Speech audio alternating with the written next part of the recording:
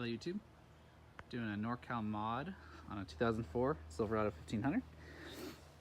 Ooh. So, first step, take the tire off. Next, move your mud guard back. I just took out one, two, three, 4 clips, 5 clips. Pull those out, move this out of the way.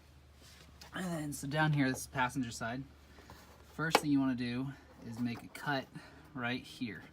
I already did it, but you want to make a cut there, and then next you're going to want to pull this metal tab away from, you're going to fold it flat.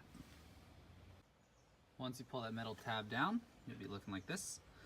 Next, you want to get a grinder and you want to cut a diagonal line from down in this corner up to the top of this, where this comes out. So you want to cut here, then you want to cut the bottom of this out. You want to take this whole corner out. You want that to be gone. Cut that corner out, but what we need to do is get a hammer and hammer this pinch weld this way. So you want to make it flush and flat with this surface.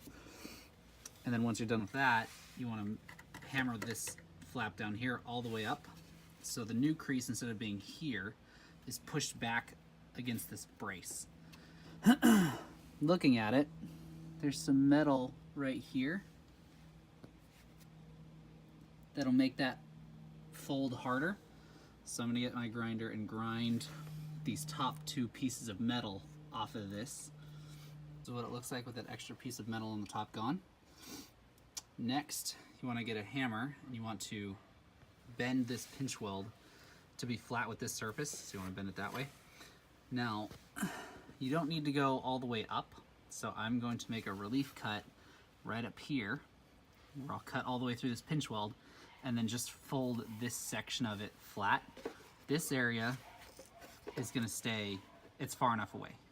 You just want to get this part folded back. Okay, so I've pushed that pinch weld flat. I also did some grinding down here to clean it up and just to make it a cleaner fold once I get it all pushed up. So next, you want to grab a big pair of pliers and you want to slowly start bending this piece of metal up so the new fold is way back here and not out here. So you're also going to be folding some of this down here. So be careful. Okay, so this is what it looks like once you're done folding it and then hammering it up. I laid into it pretty good with the sledgehammer because this is all going to get covered on this side anyway. I wanted to get this as tight as I could against the backing. From the bottom, looks great. This is all going to get covered with that mud guard anyway. Next, I'm going to get a nut, or a bolt, and a wing nut. And I'm going to thread the bolt.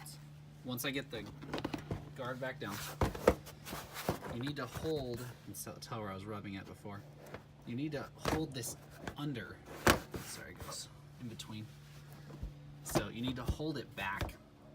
So what I'm gonna do is I'm gonna get a bolt and run it through the mud guard.